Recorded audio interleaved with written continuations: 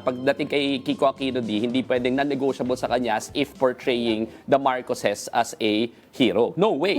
No way. No? So it will be really unfair at wala talaga empirical proof at lahat, whether outside or inside all the conversations na nakikita ng publiko, na Kiko Aquino D will be a pro-Marcos. Yeah. Never. At isa yan sa mga niya, laging firm stand niya. Lahat ng mga speeches na nakikita ko dyan kay Kiko Aquino D ay hindi yan, never niyang isasabihin na yung mga Marcos tama ang ginagawa. No?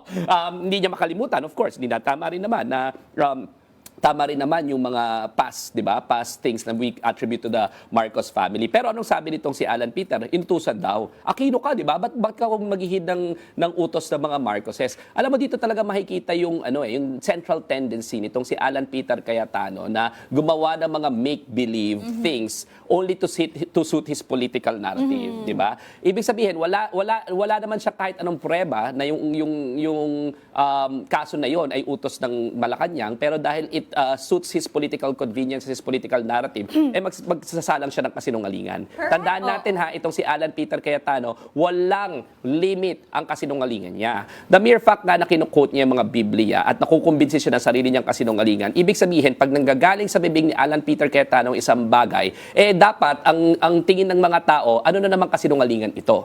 Bibihira po na si Alan Peter Cayetano ay nagsasabi ng katotohanan.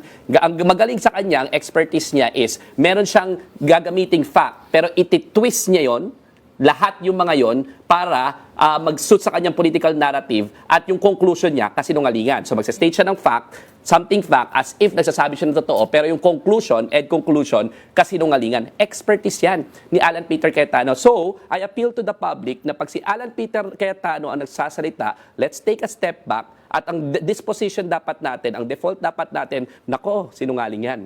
Ano kasinungalingan yan? Oo. So, basta lumabas sa bibig niya, ang dapat default ng publiko, kasinungalingan yan kasi si Alan Peter Cayetano yan, walang credibility yan. Ang lahat ng ginagawa niyan, political lamang, di ba? So, pag tingnan natin mabuti yun, and in fact, appeal ko nga sa publiko tingnan natin sabi mo kanina, may American Psychiatric Association ka kasi, di ba? Tingnan natin kung we're actually electing sociopaths. Tingnan natin ang mabuti And ito, ginugol ko lang kasi narinig ko binansagan si Alan Peter Cayetano ng isang commenter na sociopath Ito po kasi yung mga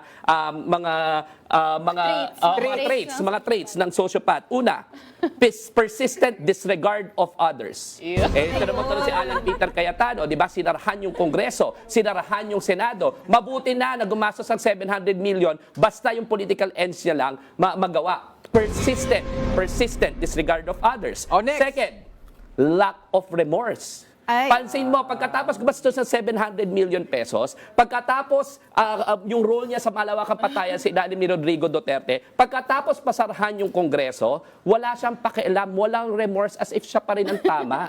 Di ba? Pangatlo, di ba? Sabi, potentially also narcissistic. Ano ibig sabihin ng narcissistic?